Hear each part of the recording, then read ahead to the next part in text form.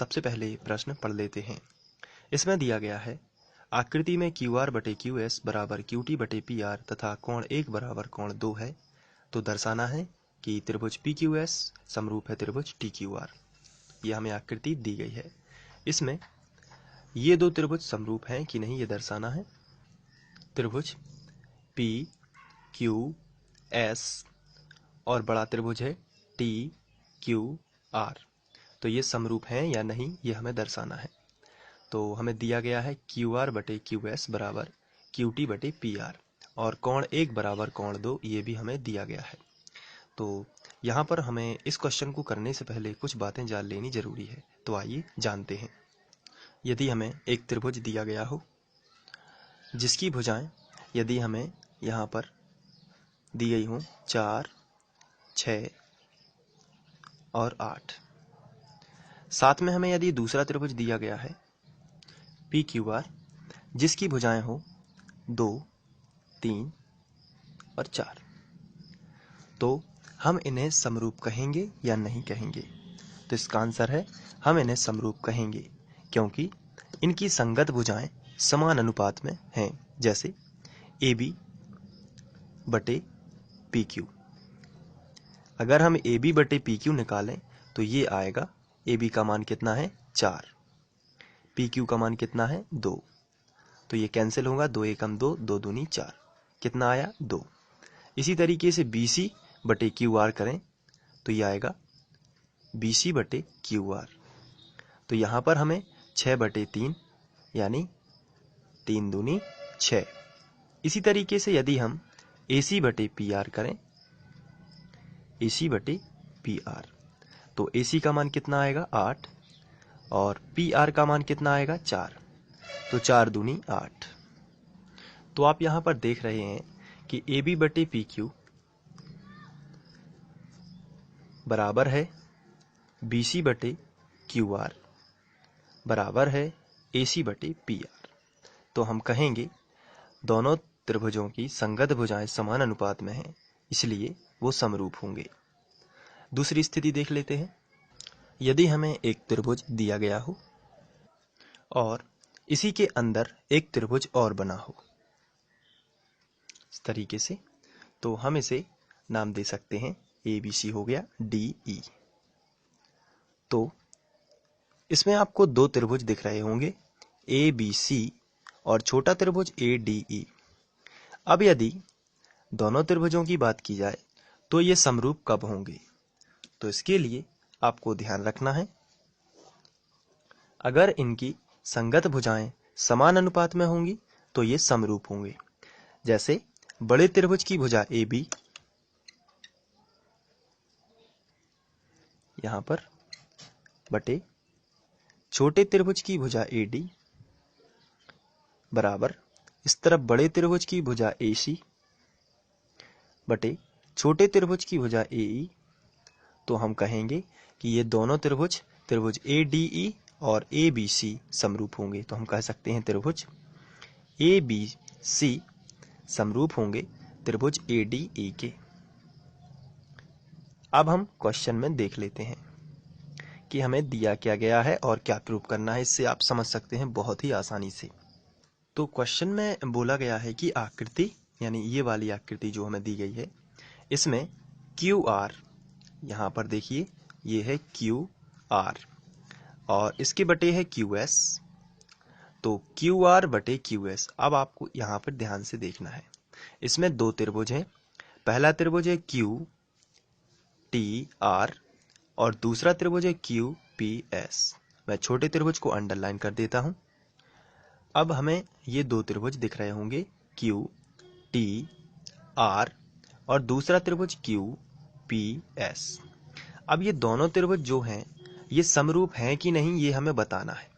तो ये समरूप कब होंगे यहाँ पर देखना है, जब इनकी संगत भुजाएं समान अनुपात में होंगी, यानी QR बड़े त्रिभुज की भुजा QR बटे छोटे त्रिभुज की भुजा QS ये अनुपात में होनी चाहिए, तथा बड़े त्रिभुज की भुजा QT और छोटे त्रिभुज की भुजा QP ये भी समान अनुपात में होनी चाहिए। तो ये होना चाहिए, तब ये कैसे होंगे, समरूप होंगे। तो चलिए अब हमें जो दिया गया है उस पे नजर डाल लेते हैं। हमें दिया गया है क्यू आर बटे क्यू एस, क्यू टी बटे पी आर। तो इन दोनों को देखते हैं, अगर ये यही लिखा है तो ये पहले से ही समरूप है, फिर हमें सिद्ध करने की क्या आवश्यकता है, तो चेक कर लेते हैं।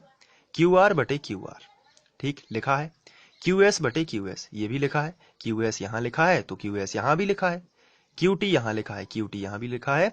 लेकिन यहां पे हमें क्यू पी चाहिए दोनों त्रिभुजों को समरूप होने के लिए, हमें सिद्ध करना है। लेकिन ये क्यू पी की जगह पर क्या लिखा है, पी आर। तो इस पी आर की जगह पर यदि क्यू पी आ जाए तो ये कैसे हो जाएंगे, समरूप हो जाएंगे। तो इसके लिए हमें कुछ करना होगा, तो आइए देख लेते हैं क्या करना होगा। तो सबसे पहले तो जो हमें दिया है कोण 1 बराबर कोण 2, हम इसको लिख लेते हैं। तो जो हमें दिया गया है उसको लिख लेते हैं,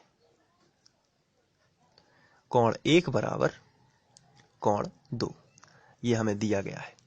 तो जब ये बराबर होगा तो कोण 1 के सामने की भुजा क्या है, क्योंकि बराबर कोणों के सामने की भुजाएं बराबर होती हैं, तो कोण 1 के सामने की भुजा है पी आर। आप देख रहे हैं कोण 1 के सामने कौन सी भुजा है, पी आर।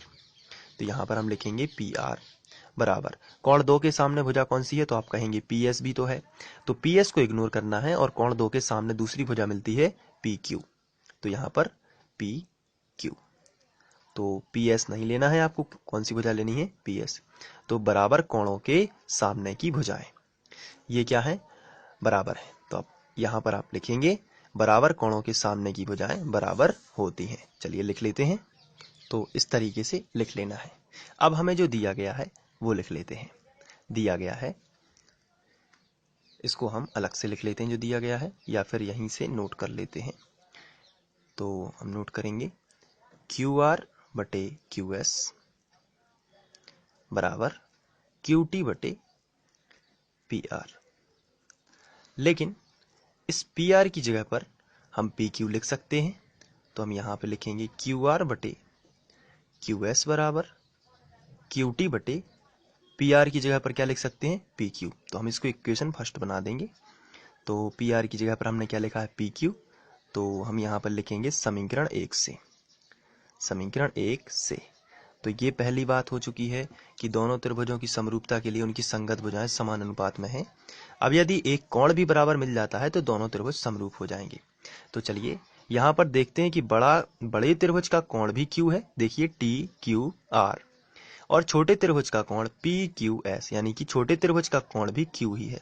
तो दोनों में उभयनिष्ठ कोण कौन सा है, क्यू। तो यहां पर लिखेंगे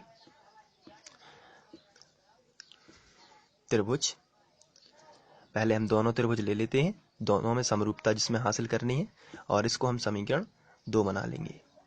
तो दोनों त्रिभुजों को ले लेंगे टी, या फिर आप त्रिभुज ना लें, यहाँ पर डायरेक्ट लिख दीजिए तथा, क्योंकि उससे ज़्यादा लंबा सवाल हो जाएगा। तो कोण Q बराबर कोण Q, और यहाँ पर आप लिख लीजिए उभयनिष्ठ कोण है, उभयनिष्ठ कोण। तो यहाँ पर हमें भुजाएं संगत मिल चुकी हैं, यानी अनुपातिक हैं, और उनकी संगत कोण बराबर भी हैं। इसलिए दोनों त्रिभुज, और त्रिभुज कौन कौन से होंगे, टी क्यू एस और P Q, T Q R और पी क्यू एस। त्रिभुज टी क्यू आर समरूप है त्रिभुज पी क्यू एस, और ये है भुजा कोण समरूपता से। तो हम यहाँ पे लिख सकते हैं कोण भुजा समरूपता से। तो यहाँ पर दोनों त्रिभुज कैसे हो जाते हैं, समरूप। तो यही तो हमें प्रूव करना था, तो यहाँ पर ये सिद्ध। तो आप चाहें तो इसको नोट भी कर सकते हैं, बहुत ही सिंपल था। तो ये आपको इस तरीके से स्क्रीनशॉट लेकर से नोट कर सकते हैं। आशा करता हूँ कि आप लोगों को ये वीडियो लेक्चर पसंद आया होगा। पसंद आया है तो अपने दोस्तों को भी बताएं और शेयर करें।